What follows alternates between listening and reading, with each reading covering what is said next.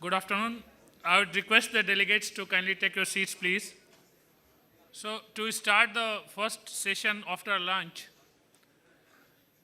we have Mr. S.P. Bharil. He is a leadership guru, trainer, and educator.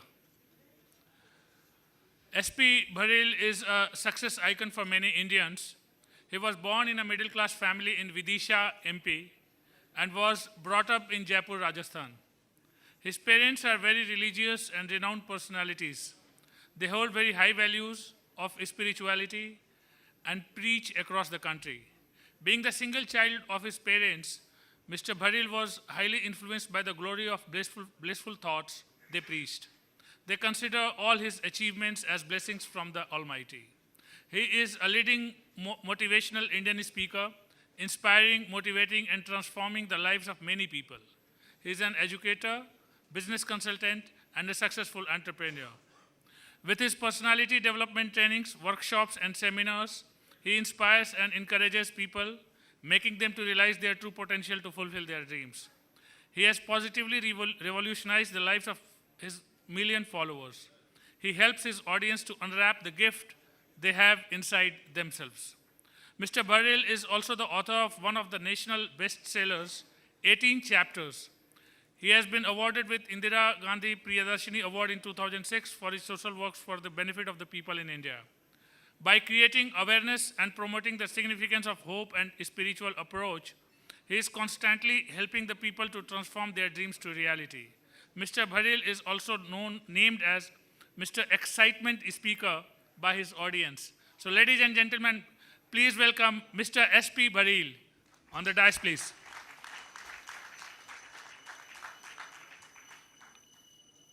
I would request Mr. Vimal Mahendru to kindly, past President IMA, to welcome Mr. S.P. Bharil.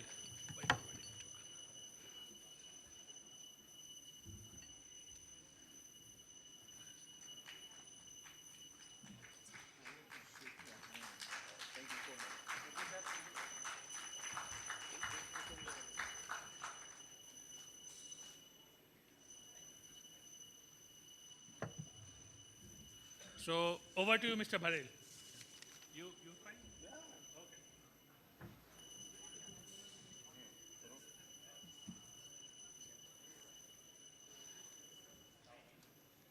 Hello. Fine. Thank you. दोस्तों नमस्कार. अरे क्या बात है, ये खाने के बाद की प्रॉब्लम है क्या? मतलब क्योंकि खाने के बाद का सेशन सबसे बेकार सेशन होता है. हर एक आदमी को नींद आती है और मुझे यहाँ खड़ा कर दिया है पांडे जी ने, नहीं चौबे जी ने. नमस्कार. चौबे जी बता रहे थे कि you are the power people, right? ऐसी पावर है सर? तैयार हैं? नहीं नहीं नहीं नहीं. देखो मेरे पास राजन सिंह जी जैसी बहुत बड़ी बड़ी बातें नहीं हैं और मैं उतना बड़ा आदमी नहीं हूं, तो आपको थोड़ा सा मेरे साथ बातचीत करनी पड़ी, क्योंकि उनकी बात तो बहुत सीरियस होकर सुननी पड़ती है. अगर वो सीरियस होकर नहीं सुनते समझ में नहीं आती. मेरे पास इतनी सीरियस बात नहीं है, तो आप थोड़े हंसेंगे, खेलेंगे, कूदेंगे, मेरे साथ बातचीत करेंगे. और ये बात मैं उन लोगों से कह रहा हूँ जो बहुत बुजुर्ग हैं, खेलेंगे कूदेंगे. तो तैयार हैं?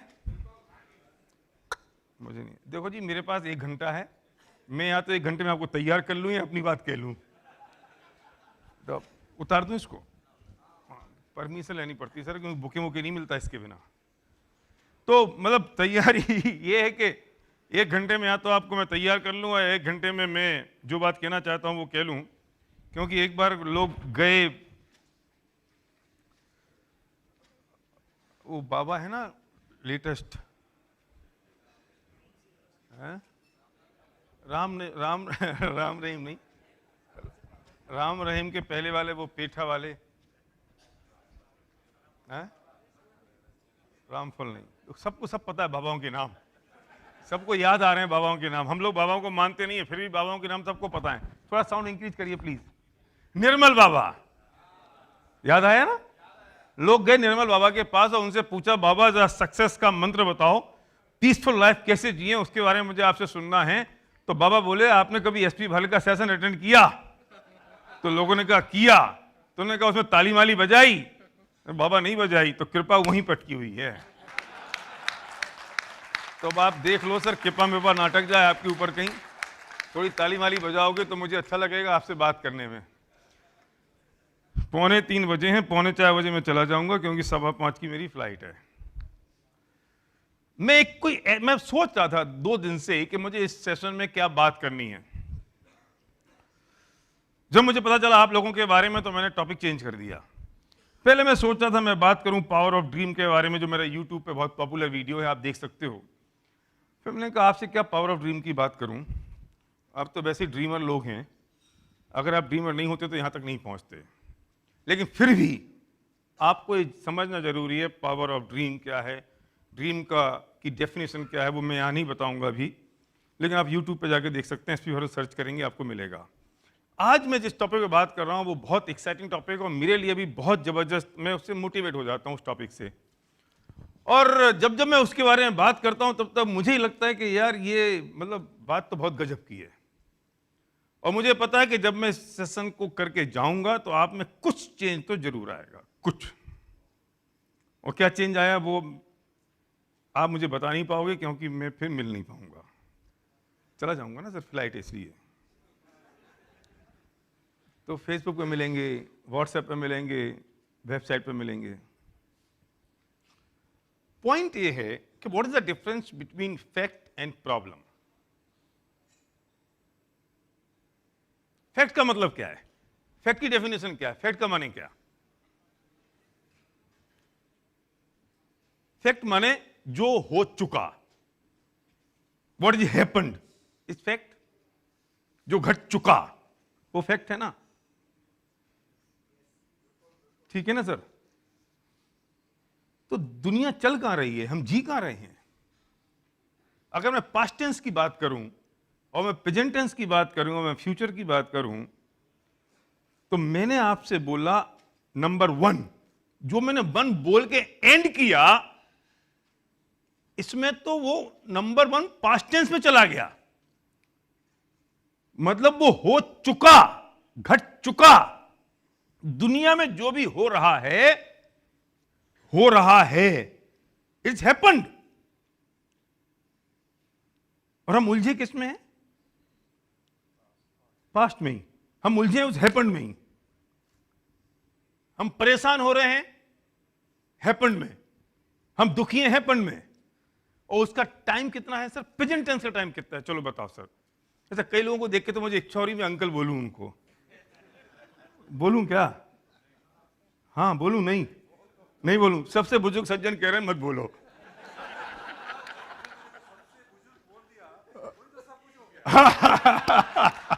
Good. Big hand to mister Jitendra Mamtora ji. Thank you, very nice meeting sir. ऐसे कुछ एनर्जेटिक लोग चाहिए सर। ये पास्ट प्रेजेंट टेंस कितनी देर का है? व्हाट इज द क्षण भर का, परफेक्ट। और ये क्षण में छा बोला और णा बोला, इसमें छा पास्ट हो गया। जब तक णा बोला तब तक छा तो पास्ट हो गया, और णा बोल के मुंह बंद हुआ, जबान ऊपर जाके नीचे आई, तब तक णा पास्ट हो गया। और हम उलझे किस में बहन जी? किस में उलझ रहे हैं हम? पास्ट में। सारी लड़ाई किस चीज की हो रही है? पास्ट की। और उसमें कमबख्त कुछ हो नहीं सकता। क्यों? क्योंकि वो तो घट चुका। मैं चाह रहा हूं मेरी गाड़ी किसी ने पीछे से ठोक दी और मैं बाहर निकलता हूं गुस्से में, उसकी मां को, उसकी बहन को, पूरे खानदान को याद करता हूं। वो मेरे घारे सारे खानदान को याद कर लेता है, फिर मैं उसको एक थप्पड़ मारता हूं, वो मुझे थप्पड़ मारता है, पुलिस आती है, केस होता है। अब मुझे बताओ, गाड़ी तो ठुक चुकी। अब वो जो गाड़ी ठुक चुकी वो वापस हो सकती है क्या? लड़ाई किस बात की है सर? मुझे ये समझ में नहीं आया, लड़ाई किस बात के लिए? मैं एयरपोर्ट जा रहा हूं और मैं बहुत जल्दी में हूं, पीछे से किसी ने मेरी गाड़ी ठोक दी, मैं बाहर निकला, मैंने सब पूरे खानदान को याद किया, उसने मेरे खानदान को याद किया, पुलिस आई, हमने केस किया, उसने केस किया, और पता चला हम कोर्ट में चले गए, मेरी गाड़ी सीज, उसकी गाड़ी सीज। मैं 3 बजे आया अपनी वाइफ के पास, बोली क्यों, मीटिंग हो गई क्या? मैंने कहा नहीं, गया ही नहीं। क्यों? गाड़ी ठुक गई। अब जो सत्यानाश हुआ मेरे प्रोग्राम का, उससे वो जो मेरी गाड़ी ठुकी थी वो वापस आई क्या? नहीं। हुआ क्या? वो कोर्ट में गया, मैं कोर्ट में गया, मैंने पेपे करी, उसने पेपे करी, उसको टेंशन, मुझे टेंशन। रिजल्ट क्या मिला? जीरो। सारी लड़ाई किस बात की? पास्ट। और जिसमें कुछ नहीं हो सकता। मेरा बेटा चौथी मंजिल से गिरा, अब क्या होगा? गिर चुका। अब मैं क्या करता हूं? ब्लेमिंग शुरू करता हूं। पत्नी से कहता हूं तू समझती नहीं है, तेरे में अकल नहीं है, ध्यान रखती नहीं, तेरे लिए बच्चे पालने का काम है, इसके बाद बस कोई काम नहीं, फिर भी तू संभाल नहीं सकती। और पत्नी मुझ पर ब्लेम करती है, क्या बात हो, आपसे कहा था 6 महीने से रेलिंग लगवा दो, आपने रेलिंग नहीं लगवाई। बच्चा तो नीचे पड़ा है और हम लगे किसमें? एक दूसरे की ब्लेमिंग में, जबकि उस बच्चा जो गिर चुका उसमें कुछ नहीं हो सकता। अब वो हमारी लड़ाई चालू है। सोल्यूशन क्या है? किस बात के लिए लड़ रहे हैं सर हम? सोचो तो सही जरा। सर हम लोग 80 to 90% पास्ट टेंस में जीते हैं, जिसमें कुछ हो नहीं सकता। और प्रेजेंट टेंस में 0.1% भी नहीं जी रहे हैं, बाकी फ्यूचर में जी रहे हैं। और पूरी जिंदगी उसमें निकाल रहे हैं जिसमें कुछ पॉसिबल नहीं है। सच बताना, आप अपने कल सुबह से लेकर शाम तक के पूरे थॉट प्रोसेस पर अगर नजर डालो तो आपके पूरे दिन भर का थॉट प्रोसेस कहां गया, किस में गया? पास्ट टेंस में। इसने ऐसा कह दिया, उसने ऐसा कह दिया, मैं सुबह निकल रहा था, पत्नी ने चाय बना के नहीं दी, बच्चा समझा नहीं, मेरे बॉस ने मुझे डांट दिया, इस सबऑर्डिनेट मुझसे पता नहीं क्या बोल गया। किसमें गया? दिमाग किसमें खराब हुआ? ये टेंशन किसमें हुई? पास्ट में। हम परेशान किसके लिए हुए? पास्ट के लिए। और उसमें कुछ कर पाए? कुछ कर सकते हैं, कुछ हो सकता है। मतलब हमारी जिंदगी किसमें जा रही है सर? उस पास्ट में जिसमें कुछ हो नहीं सकता, और हम अपने आप को बहुत महान आदमी समझे बैठे हैं। एक आदमी 108वीं मंजिल से नीचे गिरा। जितने आज तक 108 मंजिल से नीचे गिरे, वे कोई सर फटने से नहीं मरे। वे इस बात से मर गए कि हाय राम में 108 से गिर गया, हाय राम में 108 से गिर गया, हाय राम में 108 से गिर गया, और नीचे गिरने से पहले उनको हार्ट फेल हो गया, इस डर के मारे कि मैं 108वीं मंजिल से गिर गया। अरे तू गिरेगा तो मरेगा तो तब जब सर जमीन पे गिरेगा और सर फटेगा। उसके पहले हवा में तैरता हुआ कोई मर सकता है क्या? नहीं मर सकता ना। वो गिरा तो इस डर के मारे मर गया कि मैं 108वीं मंजिल से गिर गया और अब मैं मर जाऊंगा। अभी कमबख्त मरा नहीं, इस डर के मारे ही मर गया कि मैं मर जाऊंगा। हवा में कोई मर सकता है?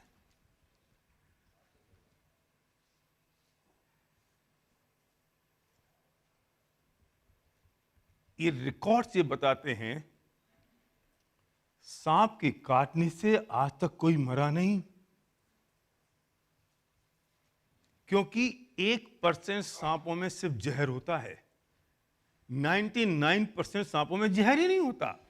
लेकिन सांप के काटने से 99% लोग मर जाते हैं। वो जहर से नहीं मरते, वो इस डर से मर जाते हैं कि सांप ने काट लिया और मैं मर जाऊंगा। वो डर उनको मार डालता है। फिर वो पीर बाबा फकीर के पास जाते हैं, वो कुछ टोटका मोटका करते हैं, उनको लगता है कि मैं बच गया और मैं टोटका हो गया, वो बच जाते हैं। न तो पीर बाबा फकीर कुछ कर पाए, न सांप ने कुछ किया, इसका डर उन पीर बाबा फकीरों ने निकाल दिया। ऐसी जो आदमी 108 मंजिल से गिरा,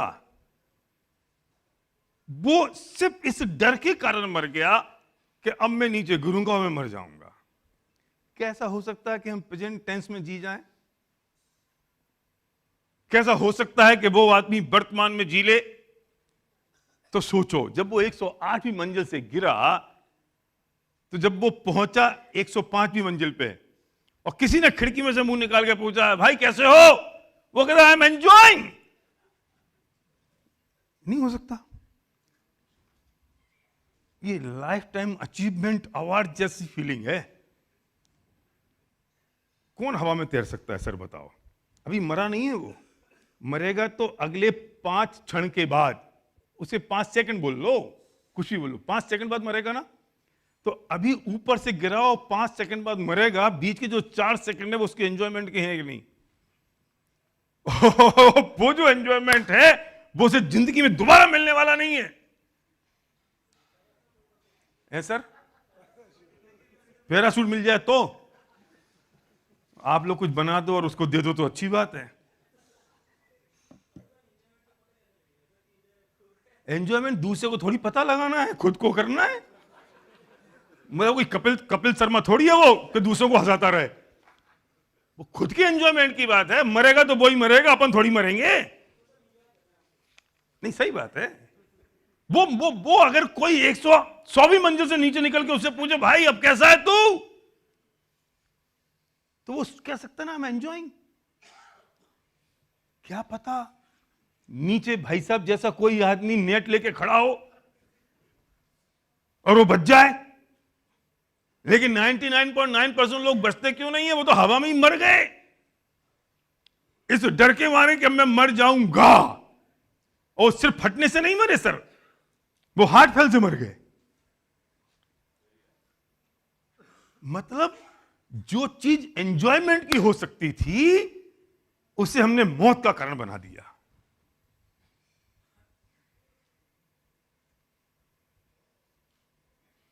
सिर्फ इतनी सी बात के पीछे कि या तो मैं पास्ट टेंस में जी रहा हूं या मैं फ्यूचर टेंस में जी रहा हूं। प्रेजेंट टेंस में जी नहीं रहा मैं। और जो पास्ट है 80% प्लस,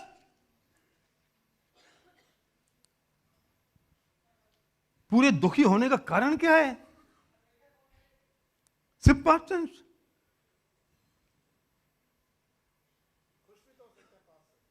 मैं तो यही कह रहा हूं, खुश हो सकते हैं।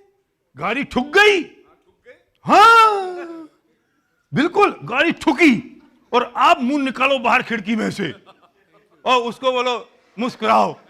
जैसे ही आप उसको मुस्कुराए वो गिर पड़ेगा वहीं, क्योंकि वो तो सोचा था कि गालियों की बौछार होगी, हाथापाई होगी, और आपने कहा हाय गाइस।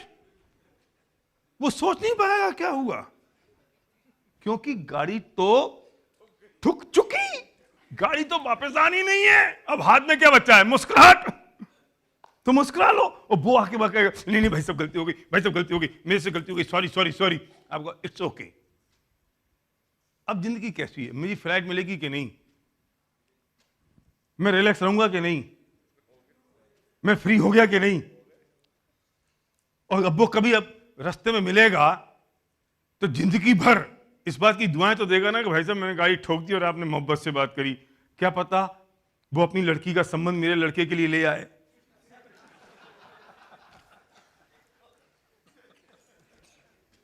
कि ऐसा आदमी दूसरा दुनिया में मिलने वाला नहीं है। नहीं, वो खुद के लिए तो जब मैं लड़की हूं। मेरी उम्र से तो लगता नहीं कि मैं लड़के का बाप हूं। मतलब सोचो तो सही दुनिया में। इसलिए मैं इस बोर्ड को थोड़ा सा यूज करूंगा। सर पेन है, मार्कर? मार्कर नहीं है? अच्छा, जब मैंने एक्चुअली उसको ये बोला था कि तुम बोर्ड दे दो, तो वो अकेला बोर्ड ले आया, मार्कर नहीं लाया। इससे तो मार्कर नहीं आया ना। आ गया सर, आ गया है? हाँ, पास्ट टेंस भी अच्छा हो गया। तो दिख रहा है सर? ऊपर रखूं? दिख रहा है तो है? अच्छा जिंदगी में होता क्या है? फैक्ट। लाइफ में सिर्फ फैक्ट है और कुछ नहीं है। क्योंकि जो कुछ है वो हो चुका। अच्छा, मान लो कुछ लोगों को अभी खाना नहीं मिला, सपोज करो भीड़ भाड़ बहुत थी, खाना कम पड़ गया, अब आप आ गए, अब क्या है, खाना नहीं मिला ना, ये काम हो चुका। अब आप टेंशन कर लो, गालियां दे दो। ये जो TND के कोऑर्डिनेटर चौबे जी हैं क्या, इनको सुना दो गालियां, क्या समझ रखा है आपने, मैनेजमेंट नहीं किया, अगली बार से नहीं आएंगे, मत आ, क्योंकि खाना तो खत्म हो चुका। ये फैक्ट है, ये प्रॉब्लम थोड़ी हो सकती है। आपको खाना नहीं मिला इसलिए आप पान खाया है तो खाना तो खत्म हो गया, तो ये फैक्ट है कि प्रॉब्लम है? ये फैक्ट है, क्योंकि जो काम हो चुका वो सब फैक्ट है। बाकी क्या है? इंपॉर्टेंट पॉइंट, जो घटना घट चुकी वो फैक्ट है, और दुनिया में जो प्रेजेंट टेंस के अलावा जो कुछ है वो सारा पास्ट टेंस हो चुका। ये फैक्ट है। इस फैक्ट को हमने क्या किया, हमने इसको समझा प्रॉब्लम, और हुआ ये कि हम इस प्रॉब्लम में उलझ गए, हम उलझते गए। उलझने से हुआ क्या कि हमने अपनी एक स्टोरी क्रिएट कर ली, स्टोरी क्रिएशन हो गया। ये स्टोरी क्रिएशन किसने किया? किसने किया? सर बोलो ना, इतनी मेहनत तो मैंने कर ली कि अब आप थोड़ा बोल सकते हो। हमने किया। स्टोरी क्रिएशन किसने किया? हमने किया। और हमने किसके पॉइंट ऑफ व्यू से किया? अपने पॉइंट ऑफ व्यू से किया। तो मैं पूछता हूं, स्टोरी सही है कि गलत है? सही कैसे है? ये तो मेरे पॉइंट ऑफ व्यू से है ना, मेरे पॉइंट ऑफ व्यू से है ना, उसके पॉइंट ऑफ व्यू से तो नहीं है ना। तो मैं कैसे कह सकता हूं सही है? क्योंकि वो जो उसने जो यहां जो पड़ोसी खड़ा हुआ है दूसरे बोर्ड पर, उसने अपनी स्टोरी बनाई है, ये स्टोरी उसके पॉइंट ऑफ व्यू से है। वो कहता है मेरी सही है, मैं कहता हूं मेरी सही है। तो मैं कहता हूं ये स्टोरी जो है वो मेरे पॉइंट ऑफ व्यू से क्रिएट हुई है। सही कैसे हो सकती है? मैं ये भी नहीं कह रहा हूं कि गलत हो सकती है, पर सही भी नहीं हो सकती। ये सही और गलत के बीच में कहीं ना कहीं कुछ है। Yes, matter of opinion, right, perfect. आपने बढ़िया शब्द दे दिया इसको। तो मेरे पॉइंट ऑफ व्यू से बनी ना स्टोरी। गाड़ी ठुकी तो मैंने क्या कहा? तू देखता नहीं है, तेरे में अकल नहीं है, तो गाड़ी चलानी नहीं आती, तेरे में ब्रेक नहीं है। स्टोरी मैंने क्रिएट करी ना, किस चीज की? जो घटना घट गई। बच्चा चौथी मंजिल से गिरा, मैंने स्टोरी क्रिएट करी ना, मेरी पत्नी समझती नहीं है, ध्यान नहीं रखती है, उसको केयरलेसनेस है। स्टोरी मैंने क्रिएट की ना। मेरे को 10 करोड़ का घाटा लग गया, स्टोरी किसने क्रिएट की? मैंने। घाटा लग चुका, लगा तो ना, मैं कह रहा हूं ना, फैक्ट है ना, मैं कब मना कर रहा हूं नहीं लगा। नौकरी से बॉस ने निकाल दिया, निकाल चुका, घटना घट चुकी। अब क्या हो चुका। अब मेरी स्टोरी के बॉस समझता नहीं है, नालायक है, पागल है, बुड्ढा है, उसमें अकल नहीं है, अपना वो क्या समझता है, मैं देख लूंगा। ये मैं अपने पॉइंट ऑफ व्यू से क्रिएट कर रहा हूं ना स्टोरी। 10 करोड़ का घाटा हो गया, मेरे पार्टनर की वजह से हो गया, ऑर्डर खराब हो गया, मोदी सरकार बेकार है, GST खराब है। अरे लग चुका GST, it is a fact. हाँ, मुझे पता है आपकी नस कहां है। वो लग चुका, हो चुका, हम उसमें उलझे पड़े, गालियां देना शुरू। अभी तो मैं कहां गया था, किस जगह गया था मैं, कौन सी, मैं भूल रहा हूं कौन सी सिटी में गया था मैं, गुजरात में तो नहीं था, यूपी में था कहीं। तो लोगों ने कहना शुरू कर दिया, हमारी भूल कमल का फूल। मैं कहा तू व्यापारी है? बोले हाँ। GST से परेशान है? बोले हाँ। बेटा हो चुका, भूल हो चुकी, कुछ हो सकता है? नहीं। मैं कोई बीजेपी का आदमी ना कांग्रेस का आदमी हूं भाई साहब, मैं तो उदाहरण दे रहा हूं। मैं तो अपनी पत्नी का पति हूं सिर्फ। अभी मैं समझना मैं कोई कांग्रेस का आदमी हूं। अब वो भी हो चुका, कुछ नहीं हो सकता। और हिंदुस्तान में रह के तो बिल्कुल नहीं हो सकता, जैसी वैसी भुगतनी पड़ेगी। फैक्ट है, हो चुका। अब कुछ मैं तो इसलिए कहता हूं, या तो पति पत्नी लड़े नहीं, और लड़े तो इस स्तर पर लड़ेंगे तलाक हो जाए। ये कम वक्त तलाक भी नहीं लेते और शांति से भी नहीं रहते, क्योंकि शादी तो हो चुकी ना, वापस हो सकती है। Life doesn't have the rewind button. वो भी निपट गया, कितना दुख हो रहा है ना। जिंदगी के पास रिवर्स का बटन नहीं है, रिवाइंड का बटन नहीं है। आप वीडियो देखते हो, आप प्ले कर लो कोई वीडियो, उसमें रिवर्स का बटन होता है, रिवाइंड का, तो वापस जा सकते हो आप, पर जिंदगी में वापस नहीं जा सकते। तो हमने क्या किया कि जो भी घटना घटी, चाहे बच्चा ऊपर से गिरा, चाहे गाड़ी ठुकी, चाहे 10 करोड़ का घाटा हुआ, चाहे बॉस ने नौकरी से निकाला, चाहे मैंने सबऑर्डिनेट को नौकरी से पे रखा, ये घटना घट गई। और जो घटना घटी मैंने उसे प्रॉब्लम माना, जैसे मैंने उसे प्रॉब्लम माना मैं उस प्रॉब्लम में उलझ गया, जैसे ही उलझा मैंने स्टोरी क्रिएट करी, नेवर पॉइंट ऑफ व्यू। और जैसे मैंने स्टोरी क्रिएट की और मैं उस स्टोरी में खुद उलझ गया, और मैंने उस स्टोरी को सच मानना शुरू कर दिया। Understand my point. मैं से स्टोरी बोल रहा हूं और मैंने उस स्टोरी को सच मानना शुरू कर दिया, और जैसे ही मैंने उस स्टोरी को सच मानना शुरू कर दिया मैं उस स्टोरी पे बिलीव करने लगा। मैंने स्टोरी पे बिलीव करना शुरू किया, मेरा अपसेट इंक्रीज हो गया, मैं अपसेट हो गया। इस अपसेट का कारण क्या था, सच बताओ। जो मेरा मूड ऑफ हुआ है, जो मैं परेशान हूं, जो मैं चिंता में हूं, इसका कारण क्या है sir? Right, perfect, my story. My story upset का कारण है माई स्टोरी।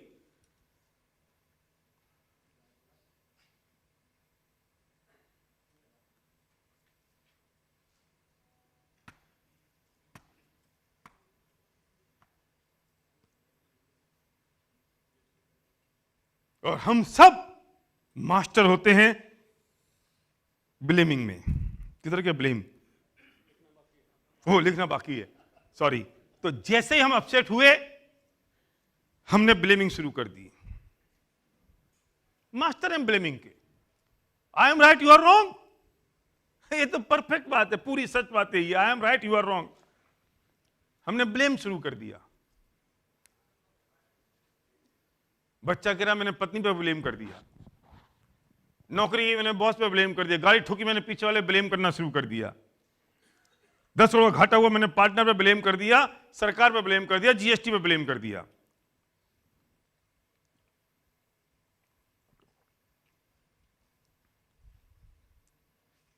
और मैं ब्लेम करता हूं, फिर मेरी एक नई स्टोरी बनती है, बिग स्टोरी। Big story. यहां इस स्टोरी पे मैंने बिलीव करना शुरू किया, फिर मैंने ब्लेमिंग शुरू की, फिर मेरी बिग स्टोरी बनी। अगेन मेरा बिलीव लेवल इंक्रीज हो गया मेरी अपनी स्टोरी पर।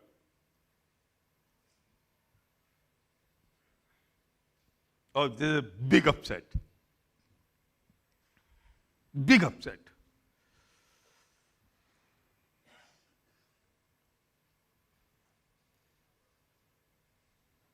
जबकि हर चीज मेरे कंट्रोल में है। मैं भी दूंगा आपको कंट्रोल स्विच। इस चीज को, इसको पार्क कर दो इसी जगह पे। मैं एक्चुअली, ये मेरा सेशन है लगभग 2.5 से 3 घंटे का। मैं से 1 घंटे में क्रिस्प कर रहा हूं, और मैंने इसलिए इसको क्रिस्प करना उचित समझा क्योंकि आप समझदार लोग हो, तो आप बड़ी चीज को छोटे में समझ जाओगे। हाँ, ये तो पक्की बात है। और फिर नहीं तो कभी दोबारा मौका मिलेगा, आप बुलाओगे तो फिर तो आपको समझा दूंगा मैं। तो अभी कम से कम कुछ मैं बता तो दूं कि है क्या, ट्रेलर तो दिखा दूं। तो बिग अपसेट हो गया। अब इस चीज को यहां होल्ड करना, हम इसे वापस लेकर आएंगे सर। इस चीज को होल्ड कर लीजिए, इसे मैं वापस लेकर आऊंगा। अब नेक्स्ट थॉट प्रोसेस क्या हो सकता है कि यहां पर घटना घट चुकी, ये फैक्ट है। घटना घट चुकी ना, ये तो फैक्ट तो है ही ना। What is happen is fact, remaining is a story. तो ये घटना तो घट चुकी सर। अब मैं क्या करूं कि मैं इस फैक्ट को प्रॉब्लम ना मानूं, यहां से एकदम यू टर्न हो जाएगा सिचुएशन का। मैं इस फैक्ट को प्रॉब्लम नहीं मानूं और मैं इसको फैक्ट ही मान लूं। खाना नहीं मिला, वो क्या है? फैक्ट है, घटना घट चुकी।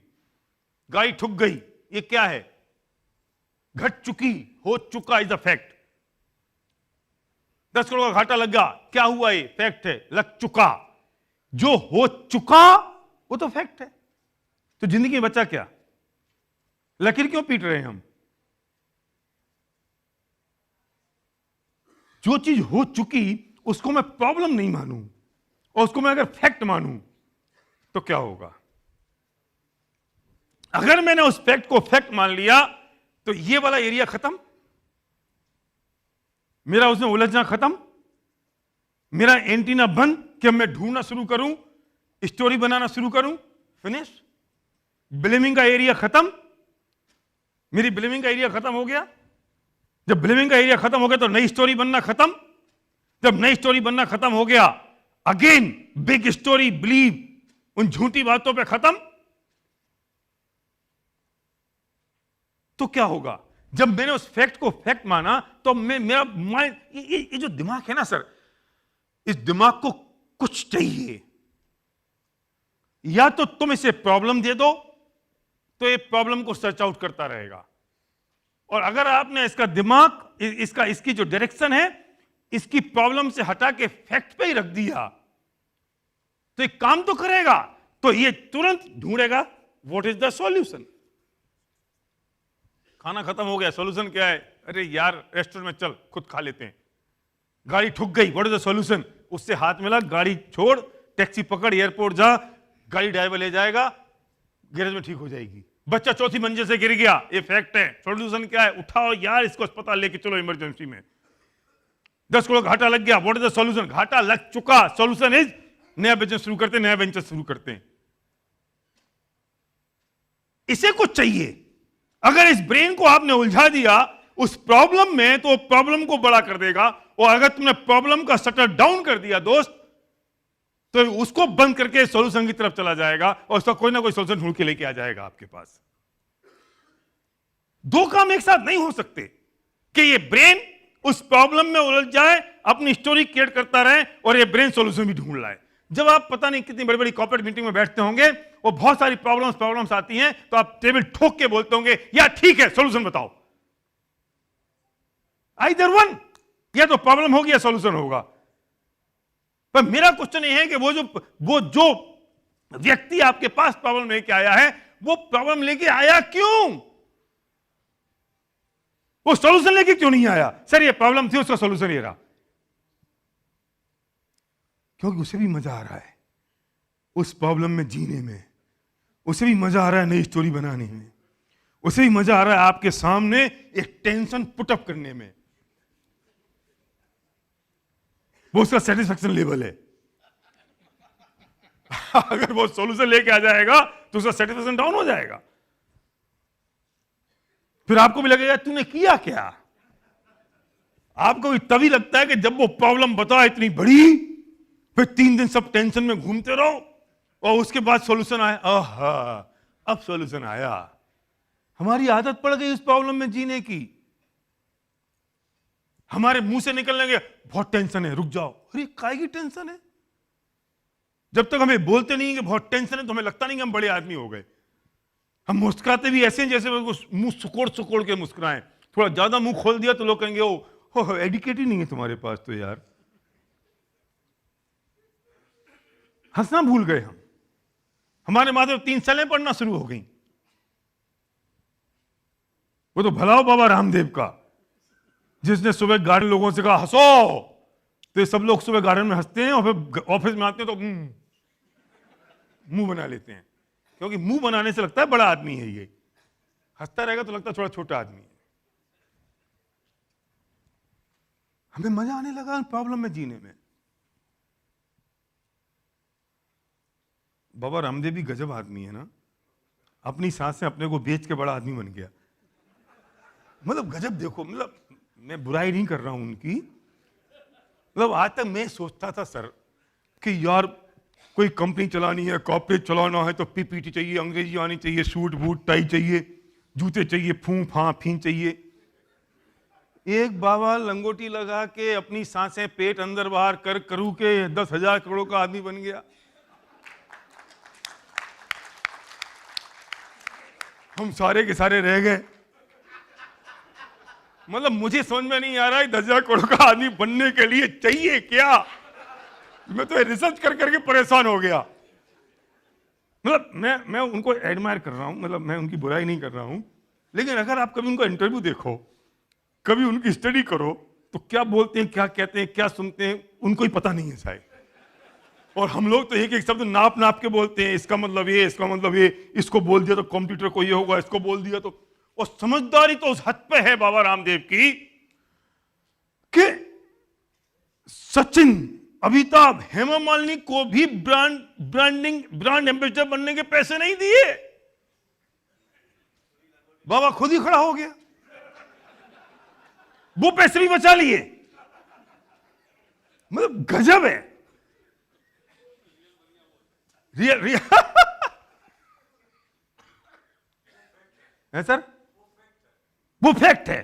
तो इसे तो मैं उसकी स्टडी कर रहा हूं कि अपन भी कर लें। मैं तो एक किसी कॉर्पोरेट मीटिंग में गया तो मेरे को एक सज्जन बोले, सर मुझे तो ऐसा लग रहा है कि हमको भी ये लंगोटो धोती पहन लेनी चाहिए, तो हम भी अब तो बड़ा काम कर लें। पर रिलेवेंट नहीं है मेरी बात से, लेकिन उसने एक चीज पे बहुत बढ़िया तरीके से हिट किया। मैं इंदौर की एयरपोर्ट पे था, शाम का वक्त था, एक अखबार बगल की सीट पे पड़ा हुआ था, मैंने अखबार उठा के देखा तो विज्ञापन था पतंजलि का, उस पर लिखा हुआ था, हटा देंगे देश से बेरोजगारी, नीचे बाबा की फोटो। मैंने कहा यार ये देश से बेरोजगारी कैसे हट जाएगी, पढ़ूं तो मैंने पढ़ा, उसमें लिखा आवश्यकता है 10,000 लड़के लड़कियों की सेल्समैन बनने के लिए।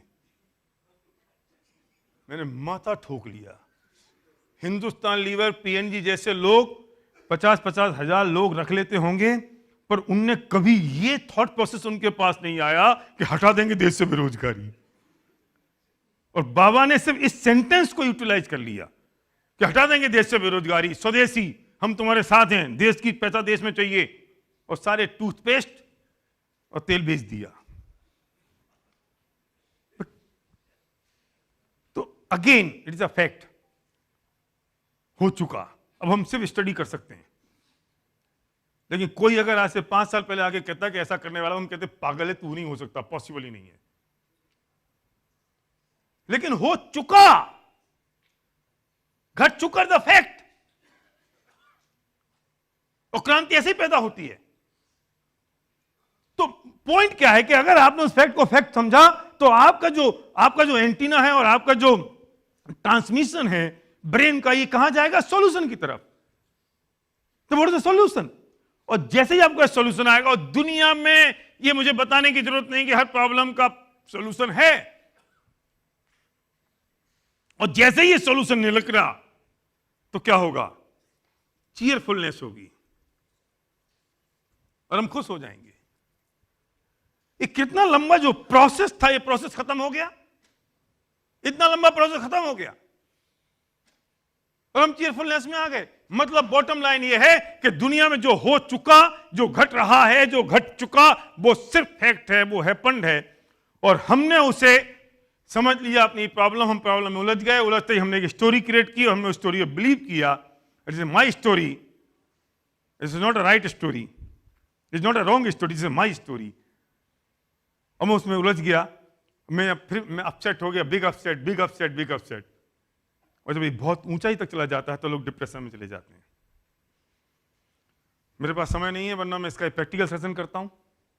मैं एक स्टैंडिंग माइक लगाता हूं, फिर लोगों से पूछता हूं, बताओ तुम्हारी क्या स्टोरी है, तुम्हारी प्रॉब्लम क्या है।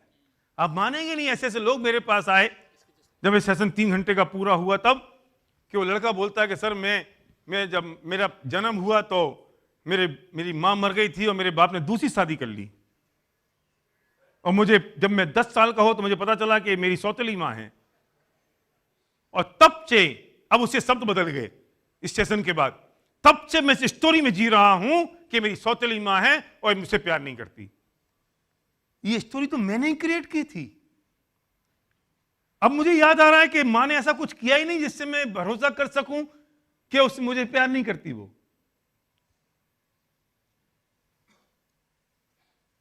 मैंने बनाई थी स्टोरी, अब मुझे लग रहा है। तो क्या करें?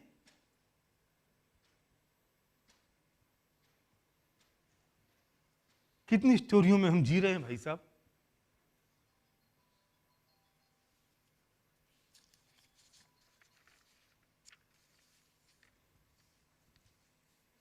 मैं जो ये पॉज देता हूं ना, मैं इसलिए नहीं दे रहा हूं कि मैं भूल गया हूं। हाँ, मतलब मैं आपकी जानकारी के लिए बता दूं, ये पॉज मैं इसलिए दे रहा हूं कि आपको सोचने का मौका मिले।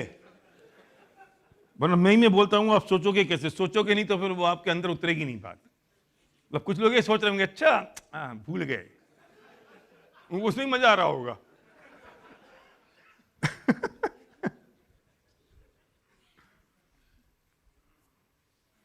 हम कितनी स्टोरी में जी रहे हैं, सोचो तो सही, जो हमने बनाई है।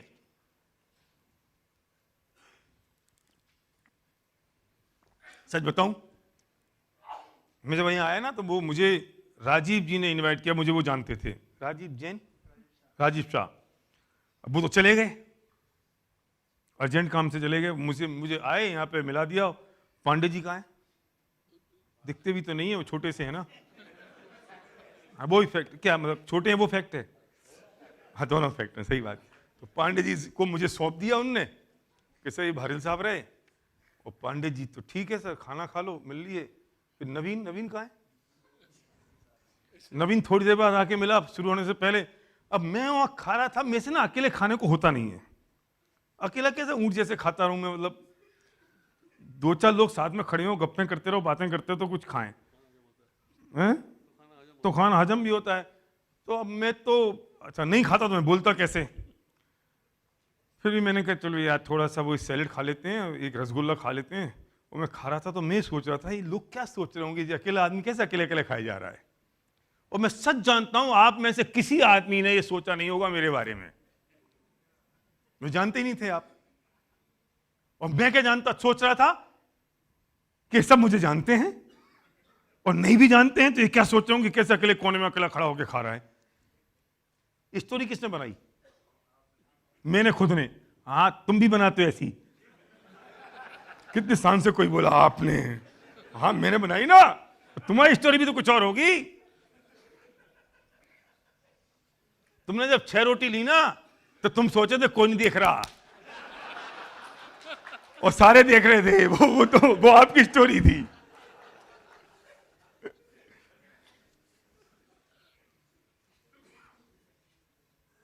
हमको कैसे स्टोरी में जी रहे हैं हम?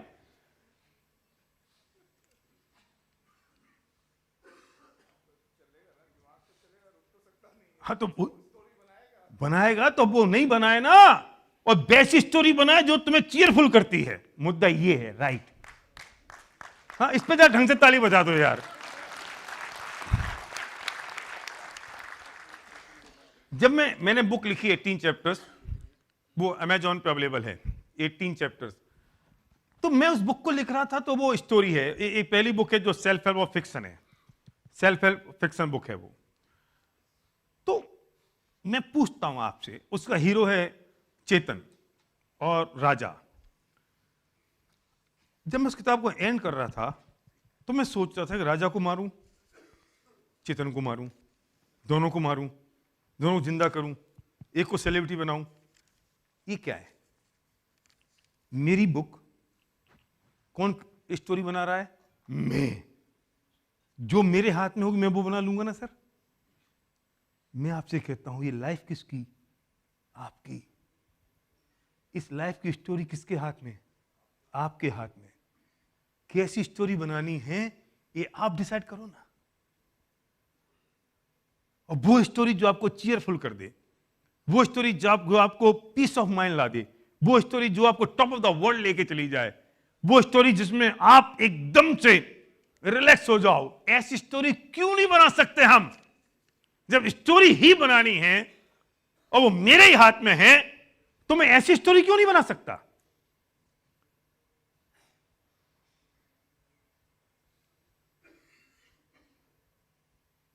चेंज कर दो ना अपनी स्टोरी। राज कपूर जब पिक्चर बनाता था तो वो 3 एंड रखता था, और जब डिस्ट्रीब्यूटर को पिक्चर दिखाता था ना वो, तो उनसे कहता था तीनों में से कोई एक एंड होगा। क्यों? क्योंकि ये डिस्ट्रीब्यूटर देख के लीक ना कर दे कि एंड में अमिताभ बच्चन मर जाएगा कि धर्मेंद्र मरेगा। तो स्टोरी अपने हाथ में ना सर, तो मैं अपने हाथ में, जब स्टोरी मेरे हाथ में, तो मैं अपने हिसाब से क्यों नहीं बना सकता?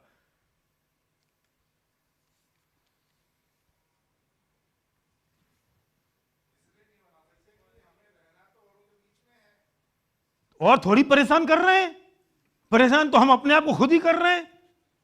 आप थोड़ी मुझे देख रहे थे कि अकेले कोने में खड़े होकर मैं क्या खा रहा हूं, मैं ही अपने आप को परेशान कर रहा था। आप अपनी पत्नी से जो परेशान है ना, वो पत्नी परेशान नहीं कर रही है, हम ही परेशान है, ये मुझे परेशान कर रही है।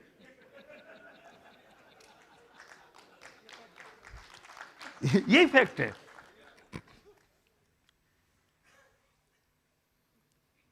अब मैं इसका जो जबरदस्त वाला सेशन है, जबरदस्त वाला जो पॉइंट है, वो ये है जो अगले मैं 5-7 मिनट में खत्म करूंगा कि अब हुआ क्या। मैंने कहा था इसको पार्क कर दिया, आपको याद रखना इसको, और इसको भी आप पार्क कर दिया, याद रखना, हम दोनों को ज्वाइन करते हैं। अब हुआ क्या कि ये जो स्टोरी है,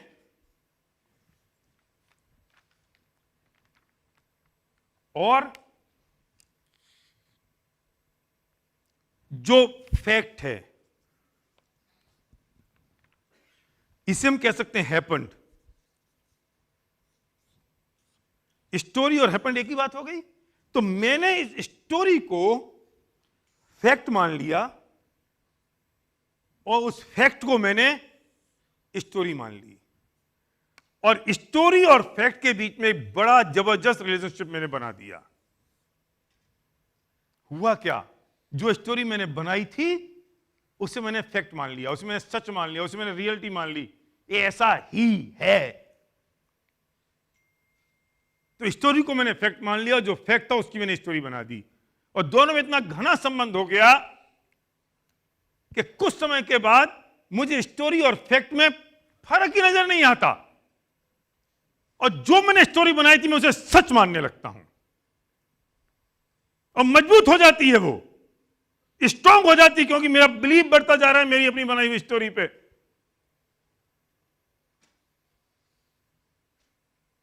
वो सब कुछ सच हो गया। अब अगर उससे बचना है, अब बच्चे को याद करो, जिस बच्चे ने कहा मेरी सौतेली मां है, स्टोरी उसने बनाई, उस स्टोरी को उसने फैक्ट माना, फैक्ट को स्टोरी माना, स्टोरी को फैक्ट माना, और वो अपनी बनाई हुई स्टोरी में जी गया। अगर उसे फ्री होना है तो क्या करेगा कि भाई ये जो स्टोरी और फैक्ट के बीच में जो रिलेशनशिप है ना, इसको ब्रेक कर दो, ब्रेक कर दो इस रिलेशनशिप को, टुकड़े कर दो। अभी तक हुआ यह है कि इस पूरी जो स्टोरी मैंने बनाई, उस स्टोरी के बोझ से मैं दब गया, मैं दबा हूं, मैं टेंशन में हूं, दबता जा रहा हूं, दबता जा रहा हूं। मेरी अपनी स्टोरी मैंने बनाई, मैं प्रेशर में, और प्रेशर और प्रेशर, और इसको मैंने फैक्ट मान लिया, फैक्ट को स्टोरी मान ली, स्टोरी को फैक्ट, फैक्ट को स्टोरी, और ये मुझे परेशान कर रही है, मैं टेंशन में जी रहा हूं। इसको ब्रेक करना पड़ेगा ना। तो क्यों ना एक काम करें कि आज जितनी बनाई हुई स्टोरियां हैं, इन सारी स्टोरी को उठाओ और फाड़ के फेंक दो।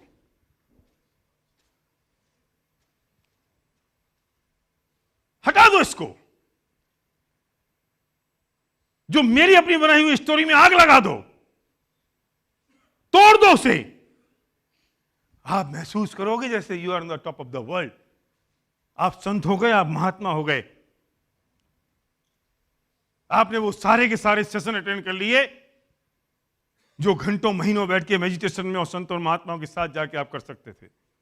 वो भी वही काम करते, वो भी आपको उस स्टोरी से बाहर निकालते हैं, वो भी आपको किसी दूसरे वर्ड में ले जाते, वो भी आपको हिप्नोटिज करते। उस लड़के से मैंने कहा बेटा तोड़ अपनी स्टोरी को जो तूने बनाई थी, हटा दे, ब्रेक कर दे। गाड़ी ठुकी, मैंने स्टोरी बनाई, इसकी गलती से ठुकी, मैं अपनी स्टोरी क्रिएट कर दूं, हटा दूं, बच्चा ऊपर से गिरा, मैंने स्टोरी क्रिएट की, इस पत्नी की वजह से मेरा बच्चा गिर गया, मैं उस स्टोरी को ब्रेक कर दूं, हटा दूं।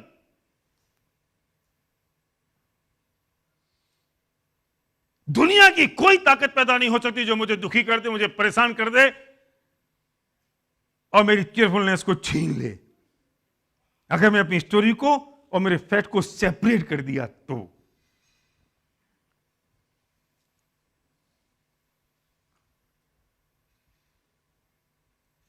जितनी चीज आपको परेशान कर रही है, just visualise, just calculate, just check कि उसमें आपकी स्टोरी क्या और फैक्ट क्या है।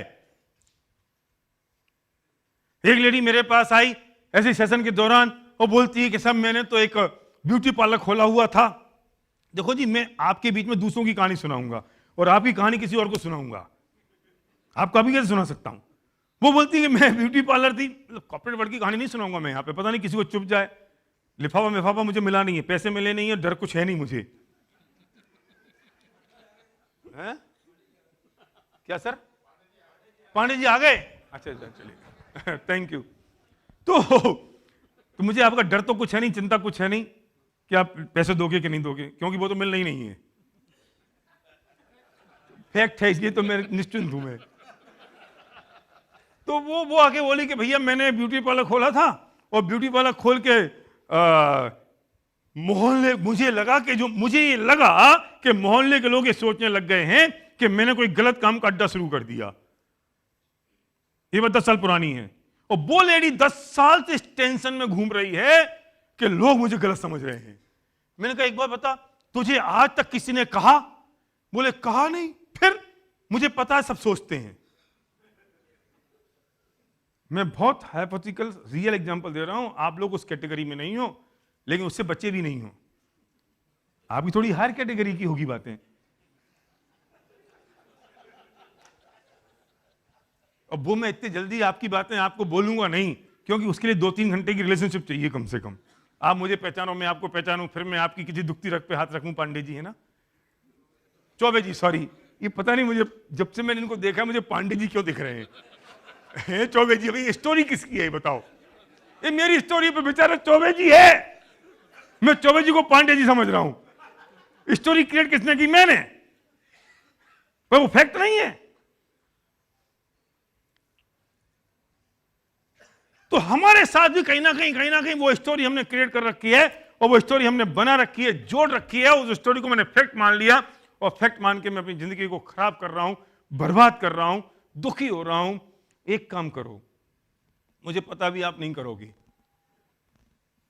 आप थोड़े से एक्चुअली ना, आप थोड़े से कॉर्पोरेट वर्ल्ड के लोग हैं, आप थोड़े से पढ़े लिखे, सोफिस्टिकेटेड, थोड़े से सीईओ लेवल के लोग हैं, तो आप इतनी आसानी से मेरी बात मानोगे नहीं।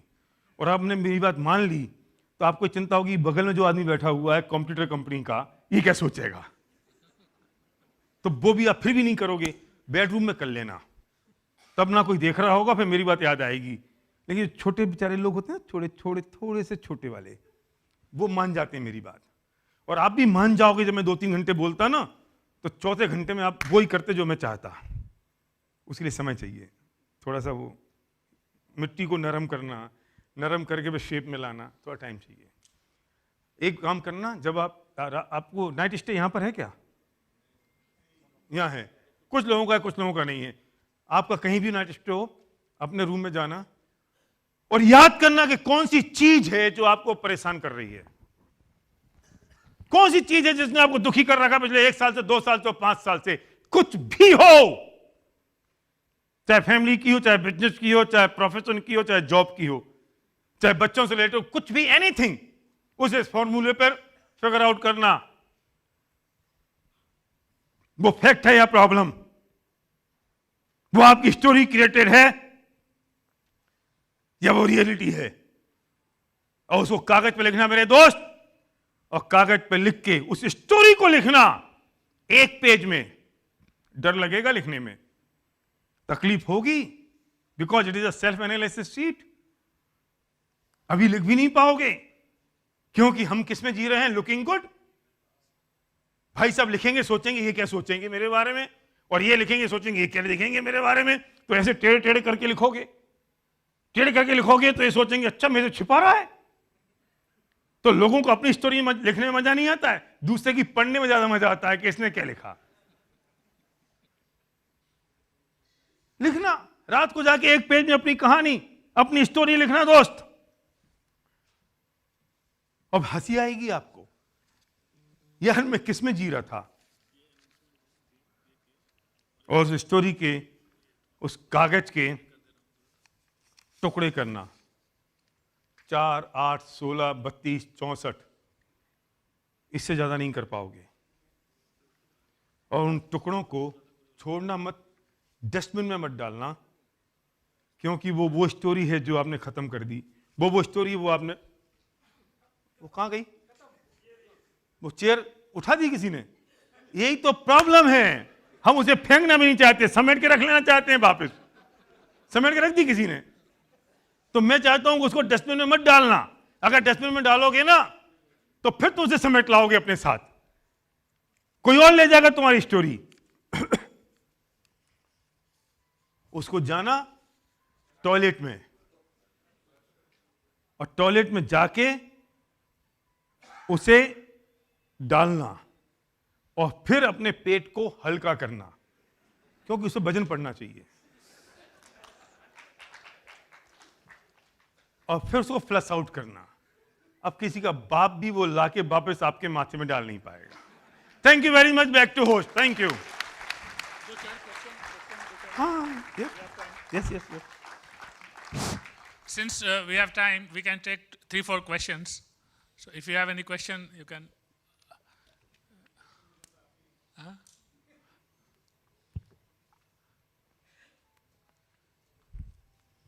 अभी कोई नहीं पूछेगा साहब, जो पूछेगा लगेगी उसकी कहानी है। कोई बात नहीं, आपको पूछना हो तो आप मुझसे पूछ सकते हैं। spbharel.com मेरी वेबसाइट है। पांडे जी कैसे पूछोगे, आधे सेशन में तो थे ही नहीं। सर जितना सुना उसके बेसिस पे पूछ लेता हूँ। सर आपने बोला एक स्टोरी क्रिएट किया हमने पास्ट को लेके जी, और उस स्टोरी के बेसिस पे हमने फिर सारा अपना आगे अपने आप को कंफ्यूज कर दिया जी। सर मेरा क्वेश्चन ये है कि वो स्टोरी मैंने क्रिएट करी है जी, तो डेफिनेटली उस स्टोरी का हीरो भी मैं हूँ। नहीं मैं विलन हूँ, एक्चुअली तो विलन हूँ, बट मैं समझ अपने आप को स्टोरी का हीरो रहा हूँ। बिल्कुल। क्वेश्चन क्या है इसमें, मतलब क्वेश्चन कुछ नहीं है इसमें, आपने बताया है। मैं बिल्कुल सही कह रहे हैं। गिवन द पांडे जी को एक जोरदार तालियां, give a big hand to Pandey ji कि उन्होंने बात समझ ली। इनने ये समझ लिया कि मैं स्टोरी का हूं विलेन, समझ रहा हूं हीरो। सच है ये बात, सही बात है पांडे जी, वेरी नाइस। मतलब आपको ना चौबे जी नहीं, पांडे जी, चौबे जी, आपको ना ये बोलना चाहिए कि क्वेश्चन पूछ लो या जो समझे हो वो रिपीट कर लो, जरूरी थोड़ी कोई क्वेश्चन ही पूछे। हाँ सर, हैप्पीनेस का डेफिनेशन, बहुत बढ़िया बात आपने पूछी सर। हैप्पीनेस का डेफिनेशन एक ही लाइन में हो सकता है। मैं 2 वर्ड में बोल सर प्लीज आप बताइए, ज्यादा अच्छा लगेगा मुझे। बताइए, माइक ले लीजिए please. Reduce expectation. Very nice, fantastic, बहुत सही बात आपने कही, बहुत बढ़िया बात आपने कही। मैं इसे इस भाषा में कहता हूं, बैठिए सर प्लीज बैठिए, कि 2 चीजें हैं जो रिलेशनशिप को ब्रेक करती हैं और 2 चीजें जो हैप्पीनेस को खत्म करती हैं। मैं इसमें रिलेशनशिप भी ऐड करूंगा सर। आपका शुभ नाम? MK लाहिरी। लहरी साहब बैठिए प्लीज। लहरी साहब, मैं इसमें एक बात और ऐड करूंगा। हैप्पीनेस आपने कही, बिल्कुल सही बात है, और इसके साथ रिलेशनशिप की बात भी करूंगा। अपेक्षा और उपेक्षा 2 चीजें ऐसी हैं जो रिलेशनशिप को और हैप्पीनेस को खत्म कर देती हैं। आप किसी से अगर एक्सपेक्टेशन करेंगे, किसी से अपेक्षा करेंगे, एन एक्सपेक्टेशन नेवर फुलफिल, वो कभी फुलफिल होगी नहीं। अभी इन्होंने बहुत बढ़िया फॉर्म दे दिया यहां पर, इसमें 1 भर दो, 2 भर दो, 3 भर दो, 4 भर दो। किसकी एक्सपेक्टेशन पूरी होने वाली है? मेरी तो बिल्कुल नहीं हुई, मैं तो भूखा बैठा हूं। तो एक्सपेक्टेशन नेवर फुलफिल, तो एक्सपेक्टेशन तो पूरी होनी नहीं है, तो आप तो दुखी होने वाले हो। और अपेक्षा, किसी से मुझे आपसे अपेक्षा हो गई और वो पूरी नहीं हुई तो मेरी रिलेशनशिप ब्रेक हो जाएगी। हैप्पीनेस तो गई, रिलेशनशिप भी ब्रेक हुई। और मैंने आपकी उपेक्षा कर दी, मैंने इग्नोरेंस कर दिया, मैंने इग्नोर कर दिया आपको, तो रिलेशनशिप ब्रेक होगी मेरी। चाहे पत्नी की रिलेशनशिप, हस्बैंड वाइफ की रिलेशनशिप हो, चाहे बाप बेटे की रिलेशनशिप हो, दो पार्टनर्स की हो, इवन दो पार्टनर्स की रिलेशनशिप हो, दो दोस्तों की रिलेशनशिप हो, ये दो चीजें उसे खत्म कर देती हैं, अपेक्षा और उपेक्षा। इसलिए लोगों से कभी अपेक्षा मत करो, जो मिल गया वो प्रिविलेज है, this is not my right, all is my privilege. और हम लोग जीते इसमें हैं कि हमें हमेशा अपने कर्तव्यों का ध्यान रखना चाहिए, अधिकारों का नहीं, और दूसरों के अधिकारों का और अपने कर्तव्यों का ध्यान रखना चाहिए। अपने कर्तव्य और दूसरों के अधिकार। हम गलती ये करते हैं कि अपने अधिकारों का ध्यान रखते हैं और दूसरों के कर्तव्यों का ध्यान रखते हैं, इससे सत्यानाश हो जाता है। सर प्लीज प्लीज, कविता वो माइक दीजिए ना सर प्लीज।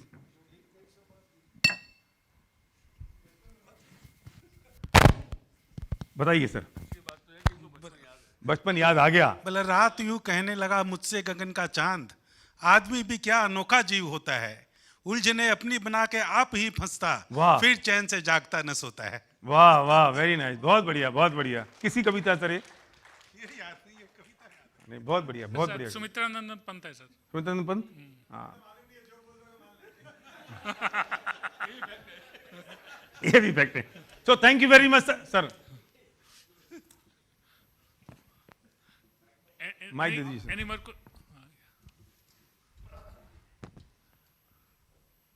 मैं सामान तो समेट लूं सर, वहां थोड़ी रखा है मेरा। वो हो जाएगा सर।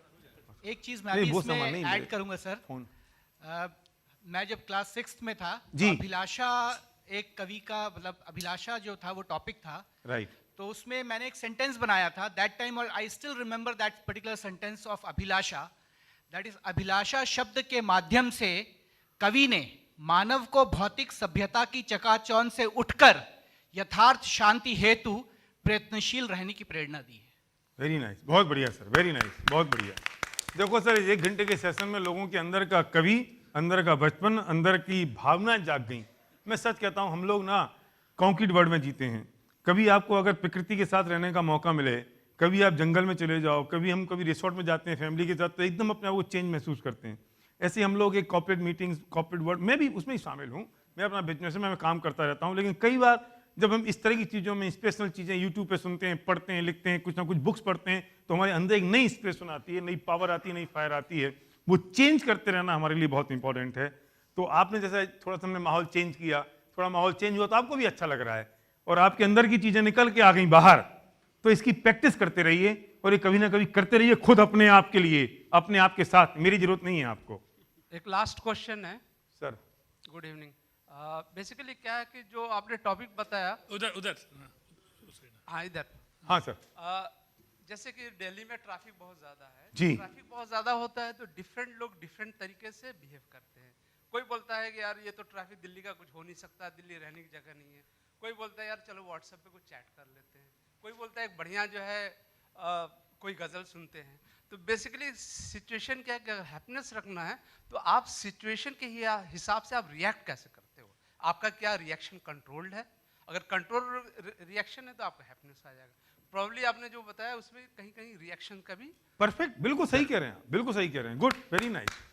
भाई ट्रैफिक कितना है, ये फैक्ट है कि प्रॉब्लम है? फैक्ट है। सॉल्यूशन क्या है? कुछ नहीं, गाने सुनो, प्रवचन सुनो, भक्ति करो, व्हाट्सएप खेल लो। ये चेंचे करने से क्या होगा? ट्रैफिक बेकार है, केजरीवाल समझता नहीं, मोदी जी मानते नहीं, ये चलता नहीं आगे वाला, यही जैसे क्या हो जाएगा? 1 सेकंड आगे हिल सकते हो? ट्रेन आई, घंटे लेट हो गई, हम चिल्ला रहे हैं, हमारे पिताजी की ट्रेन है, हम चला लेंगे। It's a fact. हम फालतू की चीजों में 99.9% हम उन चीजों में उलझे रहते हैं जो मेरे बियॉन्ड कंट्रोल है। वास्तव में बात करोगे तो 100% चीजें बियॉन्ड कंट्रोल है, पर वो बात अभी करूंगा नहीं, कभी नेक्स्ट टाइम। फैक्ट को एक्सेप्ट कर लो। सर आपने कितनी बार ऑब्जर्व किया है कि लोग अपनी स्टोरीज से बाहर निकल के ये हैप्पीनेस क्वोशंट उनका बढ़ गया है? Have you come across any live cases? People have come to you twice, thrice or 4 times to seek guidance, and they are able, because this is not a simple job. We all live in our stories, that is a fact.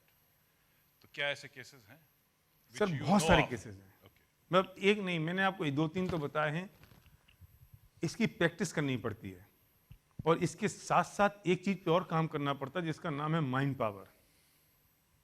Mind power. Mind power. Mind power बहुत बड़ी चीज़ है, इसके साथ साथ उसको हमें relate करना पड़ेगा, और वो भी अगेन 3 घंटे का सेशन हो सकता है, और उसको आपको लगेगा I am top of the world. Actually एक लाइन में बात कह सकता हूँ कि हमने ब्रेन को अपना मालिक बना दिया है, जबकि हमारा नौकर है। और ब्रेन अगर आपका मालिक बन गया तो ये बहुत खतरनाक स्वामी बनता है, और इसे नौकर बना लिया तो ये वफादार कुत्ता बनता है। तो इसे मालिक बना रखा है हम लोगों ने, तो ये जो चाहता है वो हम करते हैं। इसे कुत्ता बना लो, अपना नौकर बना लो, इसे अपना रामू बना लो, जो इसे ऑर्डर दोगे वो फॉलो करना शुरू कर देगा, तो जिंदगी में जो चाहोगे वो हो जाएगा। Thank you sir, thank you very much. अब मेरी हवाई जहाज छूट जाएगा, और जब छूट जाएगा तो मैं कहूंगा इफेक्ट हो गया। Thank you, Mr. Barrel. Ladies and gentlemen, let us give a warm applause to Mr. Barrel for a wonderful session.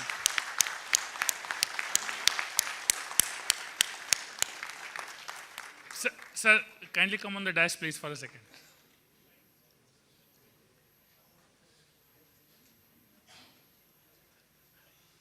Sir, for a second. एक बार. I request Mr. Chandak to kindly come and provide a memento to Mr. Barrel.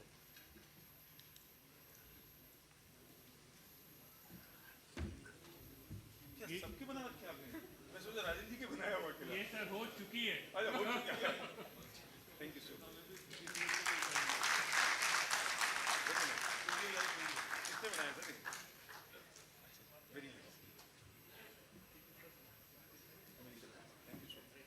You sir, thank you very much.